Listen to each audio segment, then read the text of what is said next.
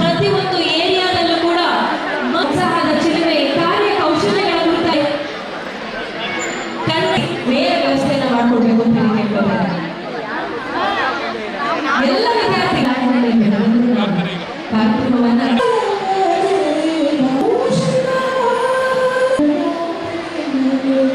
Shri Maddikere Gopal sir ಅವರ ಹೆಮ್ಮೆಯ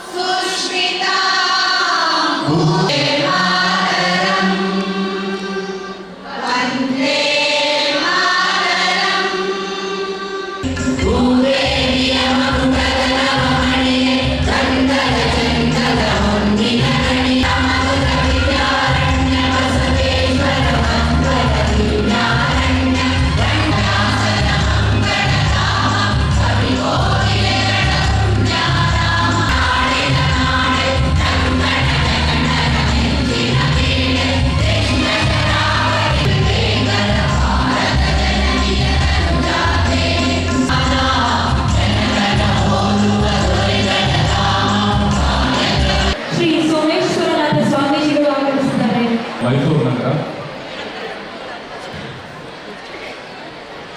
ಈ ಕಳೆದ ಈ ನಾಡಿಗೆ ರಾಷ್ಟ್ರಕ್ಕೆ ಕೊಡುಗೆಯಾಗಿ ನೀಡಿದೆ. ಅಂತಹ ಒಂದು ನಮ್ಮ ಮೈಸೂರು ನಗರ ಕನ್ನಡ ಭಾಷೆಗೆ ನೀಡಿದೆ.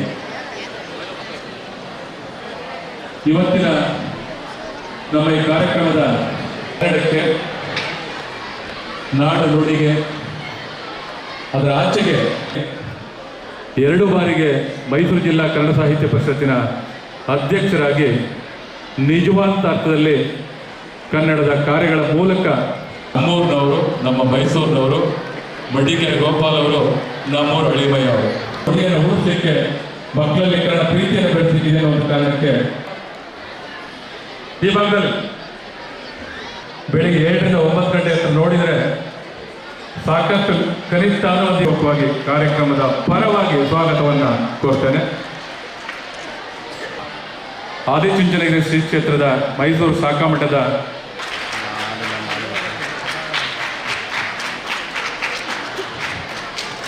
ಕನ್ನಡ ನಾಡು ಕಂಡಂತ ತಮ್ಮೆಲ್ಲರ ಜೋರು ಚಪ್ಪಾಳೆ ಮೂಲಕ ಪ್ರೊಫೆಸರ್ ಅಂಪನ್ ಅವರಿಗೆ ಸ್ವಾಗತವನ್ನು ಬಯಸ್ತೇನೆ.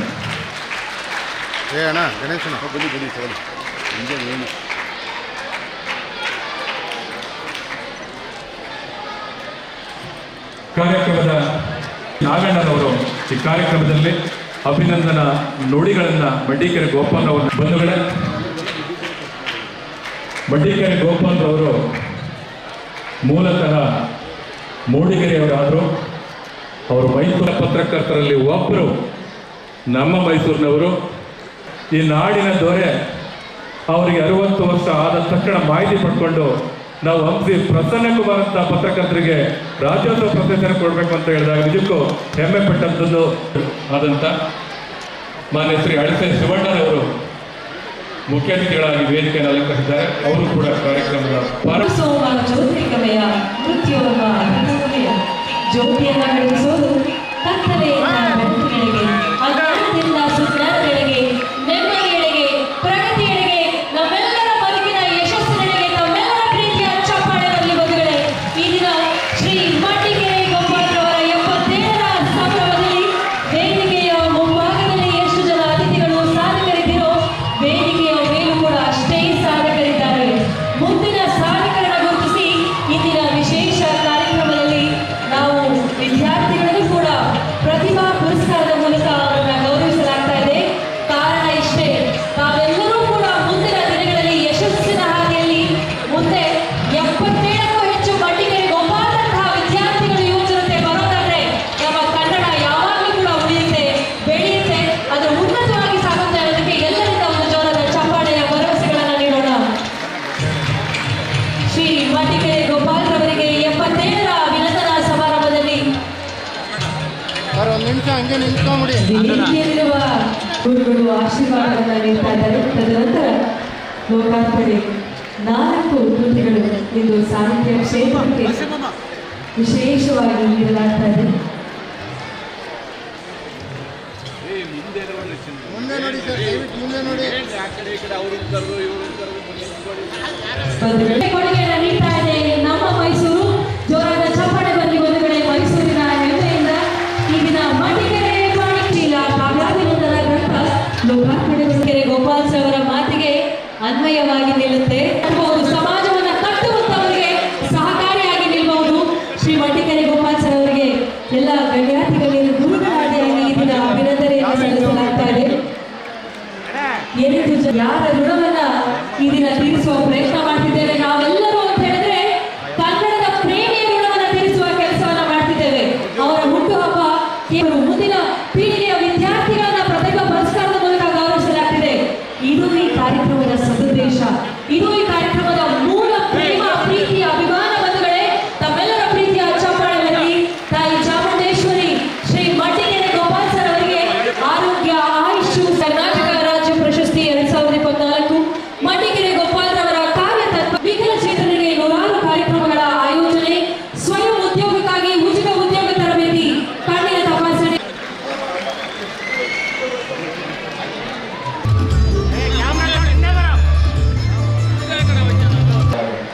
ನಾವು ಸಾಮಾನ್ಯವಾಗಿ ಸನ್ಮಾನ ಮಾಡುವ, ಗೌರವಿಸುವ, ಗ್ರಂಥ ತರುವ ಸಾಧನೆಗಳನ್ನು, ಶಿಖರಗಳನ್ನು ಗುರುತಿಸತಕ್ಕದ್ದು ದೊಡ್ಡ ಸಾಹಿತಿಗಳು ಮಾಡುವಂತೆ ಅವರಿಗೆ ಶುಭವನ್ನು ಹಾರೈಸ್ತೇನೆ. ಅವರಿಗೆ ಒಳ್ಳೆಯದಾಗಲಿ. ನಮಸ್ಕಾರ. ವಿದ್ಯಾರ್ಥಿಗಳೆಲ್ಲ ಇದ್ದೀರಿ, ಸಣ್ಣ ಕುಸು ಅಂತ ಮಾತು ಕೇಳ್ತಾ ಇದ್ದಾರೆ. ಮಾತುಗಳೆಲ್ಲ ಕೇಳೋದ್ರಿಂದ ನಮಗೆ ಲಾಭ ಹೆಚ್ಚಿದೆ. ಅವರಿಗಾಗಲೇ ಮಡ್ಡಿಕೆರೆ ಗೋಪಾಲ್ ಸರ್ ಅವರ ಸಾಧನೆ ಕುರಿತು ಕೇಳೋದಾದ್ರೆ ನಿಜವಾಗಿಯೂ ನಾವೇ ಧನ್ಯವಂತರು. ಚಪ್ಪಳದಿಗೆ ಪ್ರೊಫೆಸರ್ ಸಿ ವೇದಿಕೆಗೆ ಬರ್ಕೊಳ್ತಾರೆ. ಎಲ್ಲರೂ ಕೂಡ ತೃಪ್ತರಾಗಿ ಕಾರ್ಯಕ್ರಮದಲ್ಲಿ ಭಾಗಿಯಾಗಿದ್ದೀವಿ ಅಂತ ಹೇಳಿದ್ರೆ ಅದು ಕೃಷಿಕನ ಬೆವರಿನ ಹನಿ. ಹಾಗಾಗಿ ಎಲ್ಲ ಸಾಧಕರಿದ್ದಾರೆ. ಮುಂದೆ ಎಷ್ಟೋ ಜನ ವಿದ್ಯಾರ್ಥಿಗಳು ಗೌರವಿಸಿದ್ದೀವಿ, ಗೌರವಿಸಲಾಗಿದೆ.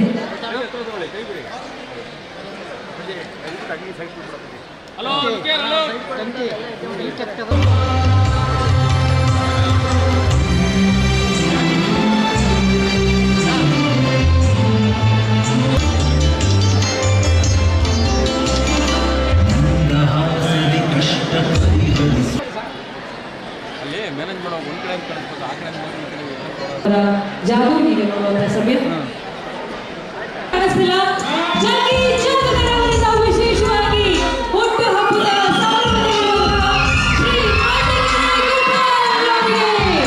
ಹುಟ್ಟು ಹಬ್ಬದ ಶುಭಾಶಯಗಳು.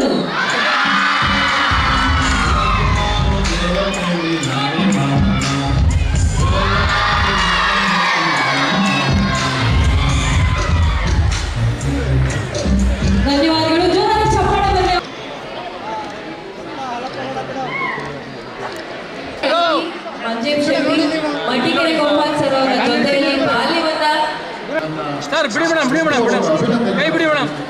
ಇಷ್ಟಪಡ್ತೇನೆ. ನಾನೀಗ ಅವರ ಬಗ್ಗೆ ದೀರ್ಘವಾಗಿ ಮಾತನಾಡಿ ಅಲ್ಲ ಇಲ್ಲಿ ನೋಡ್ರಿ.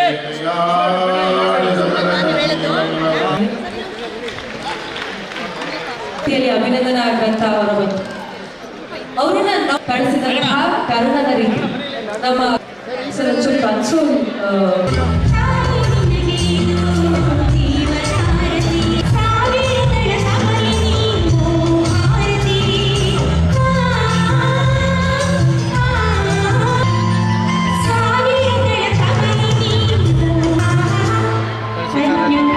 ಅಂತ ಕೇಳ್ಕೊತೇನೆ. ಬಂದಿದೆ ಅವರಿಗೆ ಸಾರ್ಥಕ. ಬಹುಶಃ ನಮ್ಗೆ ಯಾವುದೇ ರೀತಿ ಹಾನಿ ಮಾಡದೆ ಪೂರಕವಾಗಿ ಎಷ್ಟರು ಗಳಿಸಿದ್ದಾರೆ. ಅವರೆಲ್ಲರಿಗೂ ನಾವೆಲ್ಲರೂ ಕೂಡ ಆಭಾರಿಯಾಗಿರ್ತೇವೆ, ಋಣಿಯಾಗಿರ್ತೇವೆ.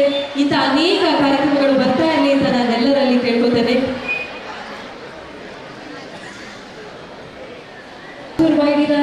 Shri K S Sriram, Gurunanjundaswamy, doctor Nagaraj Byri ಹಾಗೂ ಎಲ್ಲ ಸಾಧಕರಿಗೆ ಧನ್ಯವಾದಗಳನ್ನು ಸಲ್ಲಿಸುವಂತಹ ಸಮಯ.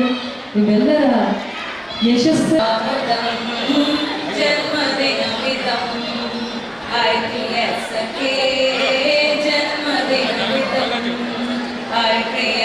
ಭವಶತಾಯುಷಿ ಪ್ರಾರ್ಥಯಾಮಹೇ ಭವಶತಾಯುಷಿ ಈಶ್ವರ ಸದಾ ತ್ವಾಂ ಚ ರಕ್ಷತು ಈಶ್ವರ ಸದಾ ತ್ವಾಂ ಚ ರಕ್ಷತು ಸರ್ವನಾಮಕಂ.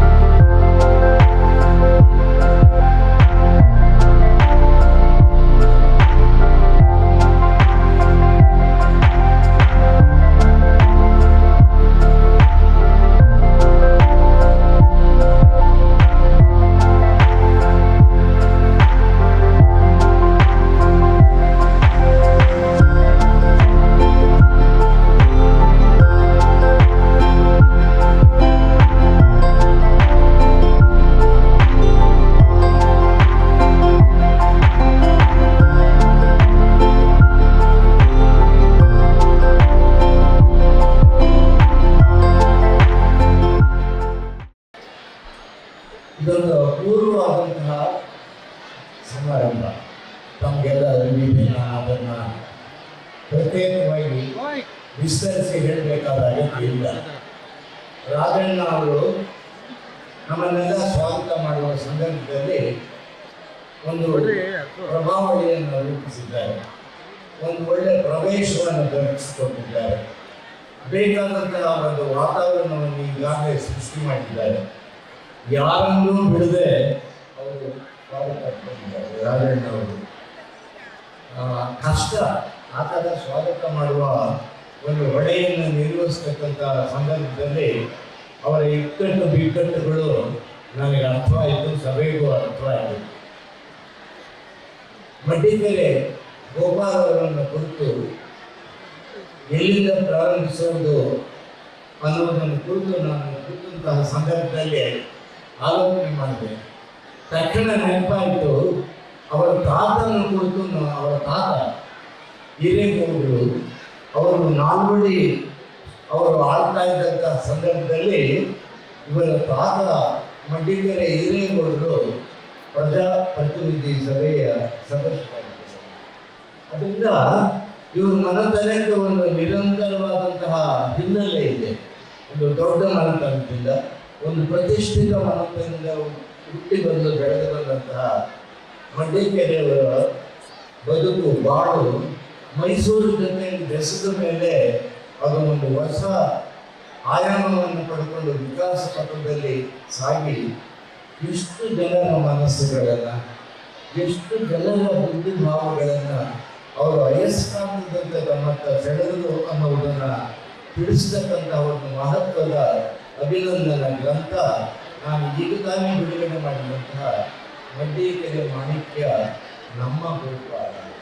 ನಮ್ಮ ಗೋಪಾಲ ಇದಾರಲ್ಲ, ಅವರು ಮಡ್ಡಿಕೆರೆಯ ಮಾಣಿಕ್ಯ ಮಾತ್ರ ಅಲ್ಲ, ಈ ಮೈಸೂರಿನ ಸಾಂಸ್ಕೃತಿಕ ವಲಯದ ಒಂದು ಗುಡಿಯ ಮಾಣಿಕ್ಯವಾಗಿ ಅವರು ಪ್ರೀತಿಯನ್ನು ಗಳಿಸಿಕೊಂಡಿದ್ದಾರೆ ಅನ್ನೋದಕ್ಕೆ ಈ ಹೊತ್ತಿನ ಈ ಕಲಾಭವನದ ತುಂಬಿ ತುಳುಕುವ ಸಭೆಯೇ ಸಾಕ್ಷಿ ಅಂತ ನಾನು ತಿಳ್ಕೊಳ್ತೀನಿ. ಬಿಡುಗಡೆ ಮಾಡಿದಂತಹ ಅಭಿನಂದನೆ ಗ್ರಂಥ ಇದು ಸಾಕಷ್ಟು ದೊಡ್ಡದು. ನಾನು 2 ಕೈನಲ್ಲಿ ಇರಬೇಕು ನನ್ನ ಈ ವಯಸ್ಸಿನಲ್ಲಿ. ಅಷ್ಟು ಗಾತ್ರದಲ್ಲಿಯೂ ಅದನ್ನು ಬಿಡಿಸಿ ಓದೋದಕ್ಕೆ ಶುರು ಮಾಡಿದ ಮೇಲೆ ಅಷ್ಟು ಮಹತ್ವದ ಲೇಖನಗಳನ್ನು ಒಳಗೊಂಡಂತಹ ಕೃತಿಯವಾಗಿದೆ ಇದು.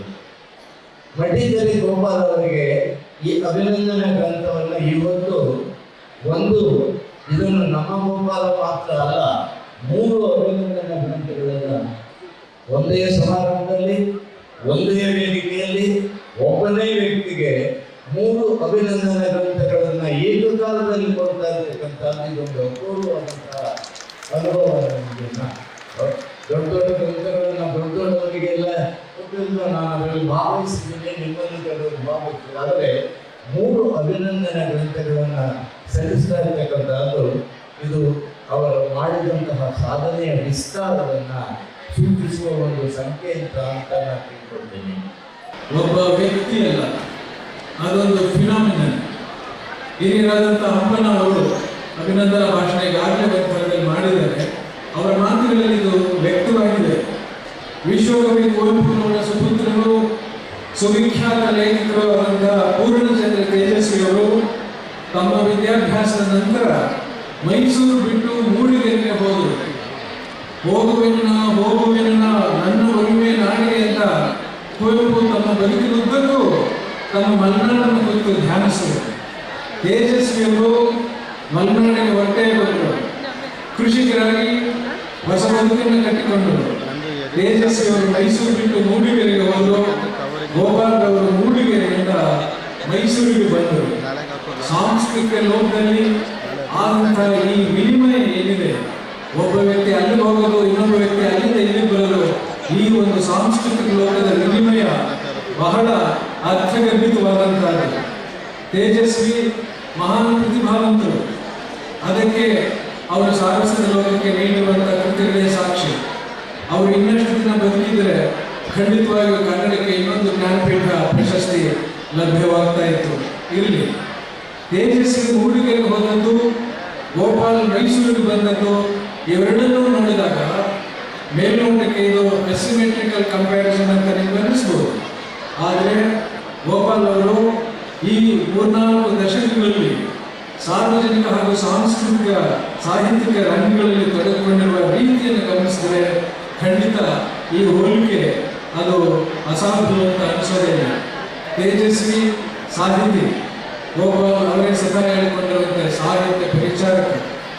An organizer is one who brings structure, order, systematic planning to a task, event or space. An organizer translates high-level goals and ideas into concrete architecture and plans. Gopal ಅವರು 2008ರಲ್ಲಿ ಮೊದಲ ಬಾರಿಗೆ ಮೈಸೂರು ಜಿಲ್ಲಾ ಕನ್ನಡ ಸಾಹಿತ್ಯ ಪರಿಷತ್ತಿನ ಅಧ್ಯಕ್ಷರಾಗಿ ಚುನಾಯಿತರಾದಾಗ ಸಾಹಿತ್ಯ ವಲಯದಲ್ಲಿ ಸಾರ್ವಜನಿಕರನ್ನ ಸೇರ್ಪಡೆ ಮಾಡುವ ಒಂದು ವಿನೂತನವಾದ ವಿಧಾನವನ್ನು ಅವರು ಅನುಷ್ಠಾನಕ್ಕೆ ತಂದರು. 2021ರಲ್ಲಿ 2ನೇ ಬಾರಿಗೆ ಅವರು ಆಯ್ಕೆಯಾದಾಗ ವರಿಷ್ಠತೆ, ಜ್ಯೇಷ್ಠತೆ ಅವರಿಗೆ ಪ್ರಾಪ್ತ ಆಗಿತ್ತು. ಆ ಹಿರಿತನದ ಬೆಳಕಿನಲ್ಲಿ ಸಮಾಜದ ಎಲ್ಲರನ್ನೂ ಒಳಗೊಂಡು ಸಾಹಿತ್ಯ ಸೇವೆ ಮಾಡುವಂತಹ ಪ್ರೌಢಿಮೆ ಅವರಿಗೆ ಒದಗಿ ಬಂದಿತ್ತು. ಇವತ್ತು ನಾವು ಅವರ 77ನೇ ಹುಟ್ಟುಹಬ್ಬವನ್ನು ಸಂಭ್ರಮಿಸ್ತಾ ಇದ್ದೇವೆ. ಒಬ್ಬ ವ್ಯಕ್ತಿಯ ಜೀವನದಲ್ಲಿ 77 ಒಂದು ಮೈಲಿಗಲ್ಲು. ಇದು ಬೈಬಲ್ನಲ್ಲಿ ವ್ಯಕ್ತವಾಗುವಂತಹ ಒಂದು ಸತ್ಯ. ಪೀಟರ್ ಯೇಸುವಿನ ಬಳಿ ಬಂದು, ಪ್ರಭು, ನನ್ನ ಸೋದರ ಅಥವಾ ಸೋದರಿ ನನ್ನ ವಿರುದ್ಧ ಎಷ್ಟು ಬಾರಿ ಪಾಪವೆಸಗಿದರೆ ಅವರನ್ನು ಕ್ಷಮಿಸಬಹುದು ಅಂತ ಪ್ರಶ್ನೆ ಮಾಡ್ತಾರೆ ಪೀಟರ್. ಅದಕ್ಕೆ ಯೇಸು ಕ್ರಿಸ್ತರು ಹೇಳ್ತಾರೆ, ನನ್ನ ಪ್ರಕಾರ ಬರೀ 7 ಬಾರಿ ಅಲ್ಲ, 77 ಬಾರಿ ನಿನ್ನ ವಿರುದ್ಧ ಅವರು ಪಾಪವೆಸಗಿದ್ರು ನೀನು ಕ್ಷಮಿಸಬೇಕು ಅಂತ ಯೇಸು ಮಹಾಪ್ರಭು ಹೇಳ್ತಾರೆ. ಅದರಿಂದ ಉಳಿದಂತೆ ನಮ್ಮ ಮಲೆ ಮಹದೇಶ್ವರರು 7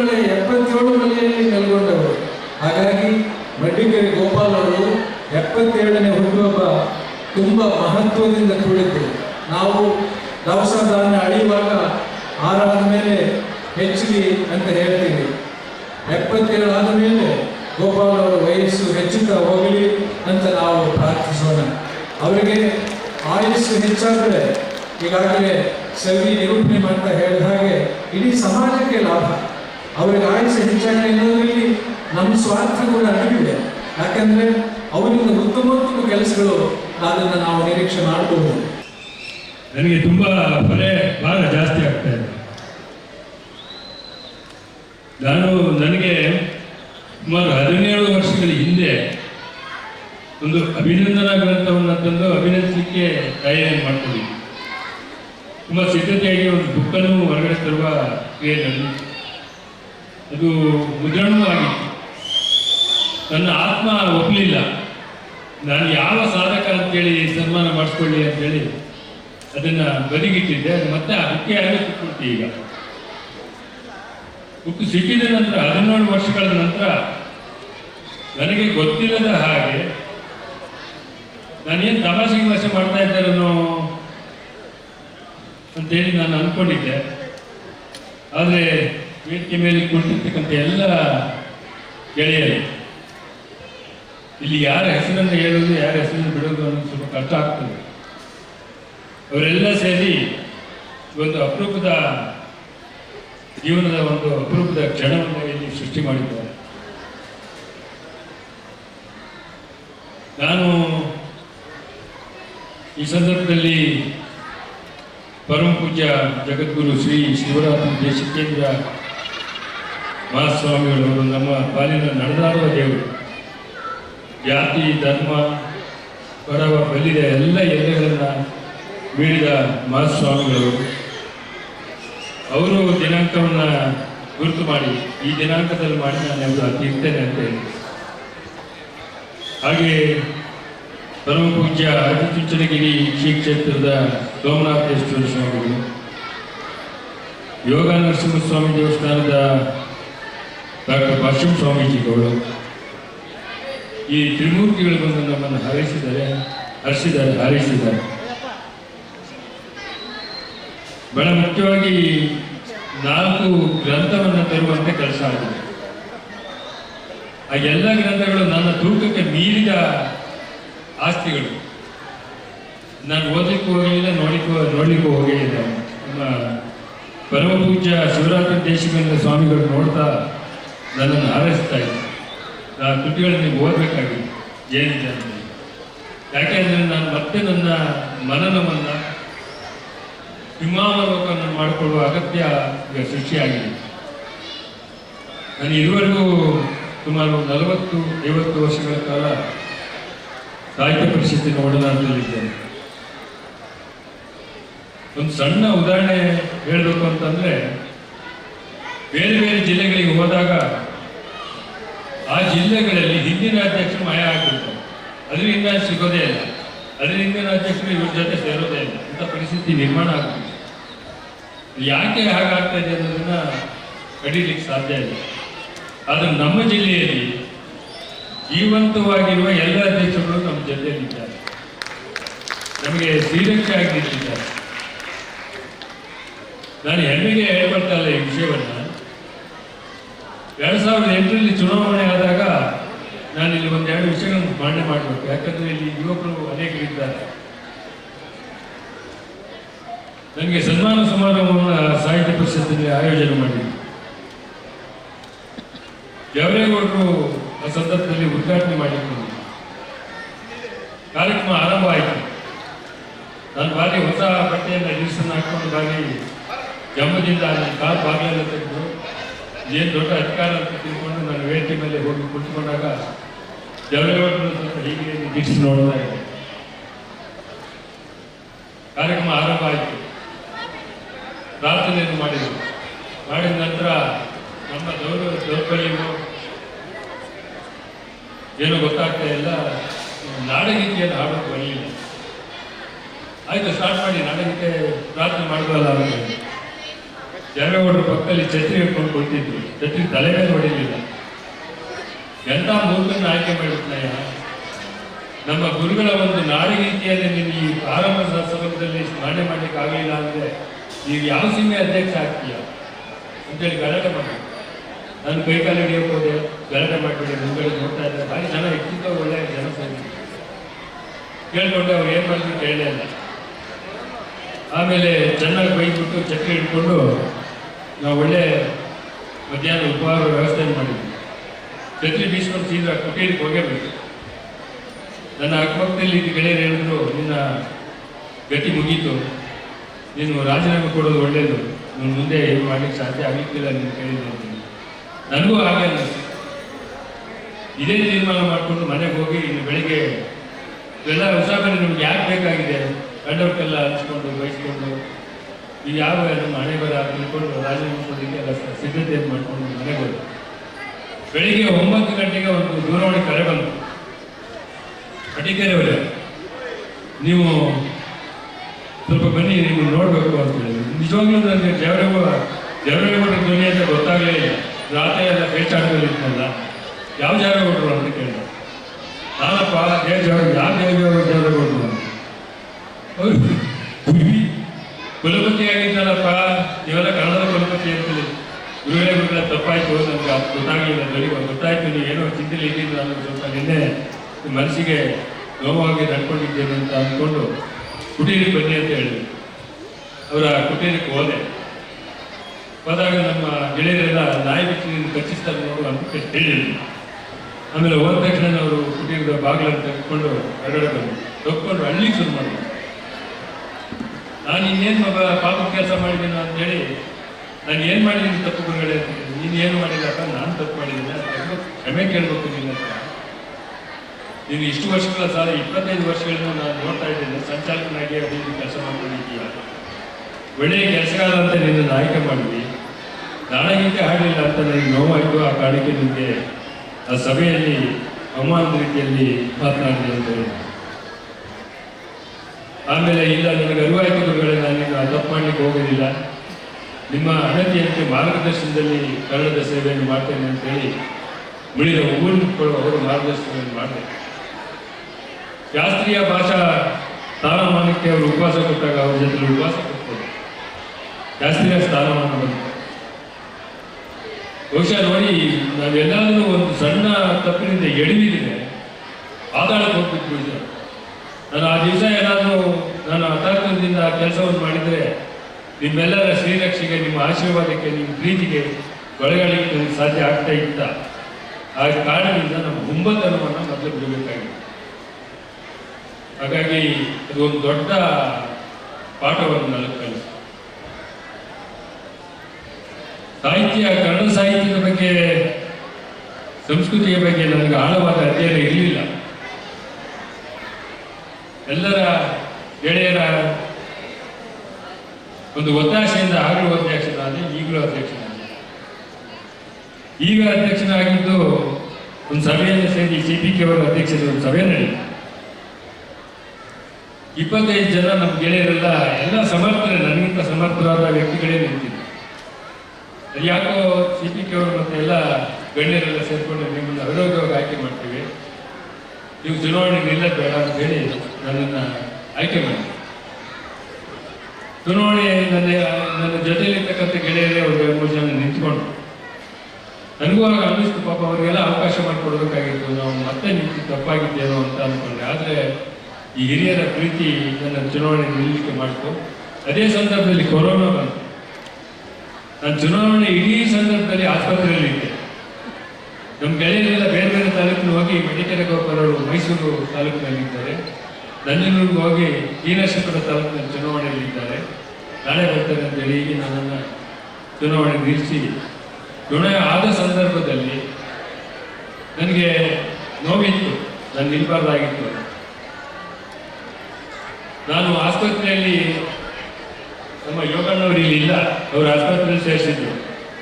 ಪೂರ್ವ ದಿಕ್ಕಿಗೆ ಮುಖ ಮಾಡಿ ಬೆಳಿಗ್ಗೆ ಎದ್ದು ಮುಖ ತೊಳೆದು ದೇವರಿಗೆ ನಮಸ್ಕಾರ ಮಾಡ್ತಾರೆ. 5 ಓಟ ಜಾಸ್ತಿ ಕೊಡ್ಸಪ್ಪ, 2000 ಓಟ್ ಜಾಸ್ತಿ ಕೊಡ್ತಾರೆ, ಚಪ್ಪಾಳೆ ಹೊಡೆದಿದ್ದೀವಿ.